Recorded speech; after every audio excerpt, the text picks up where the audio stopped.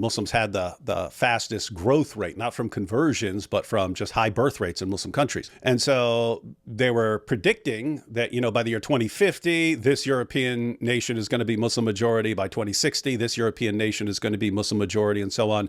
And it was presented as this is all just straightforward math. It was looking like, oh, this is really, it's inevitable. It's inevitable.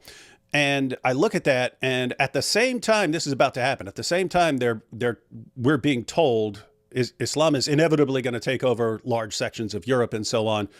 All of a sudden, at that exact same time, for the first time in history, we get open access to Muslim sources. When I talk about back in the 1960s, if a Muslim preacher was making things up and how Muhammad liberated all the slaves and so on, how would a person in the 1960s be able to even respond to that?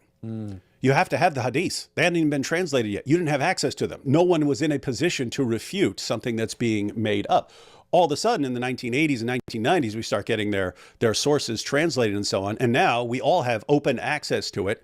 And you can get open access to all their main sources online. So we're the first generation that's in a position to respond to things that are being made up to make Islam sound really good. So we're that first generation. We're also the first generation that gets open access to Muslims around the world. I mean, for 14 centuries, Muslim leaders have been able to keep their people pretty insulated, right? A Muslim would spend his entire life without ever hearing Islam criticized. He'd spend his entire life without hearing a serious presentation of the gospel.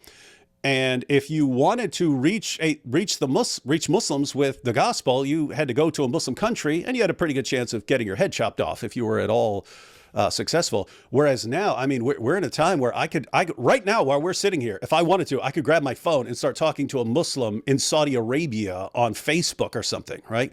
So that's something that's massively changed, that now Muslim leaders cannot keep their people completely insulated and isolated. We have open access to Muslims in Pakistan and Saudi Arabia and Iran and so on.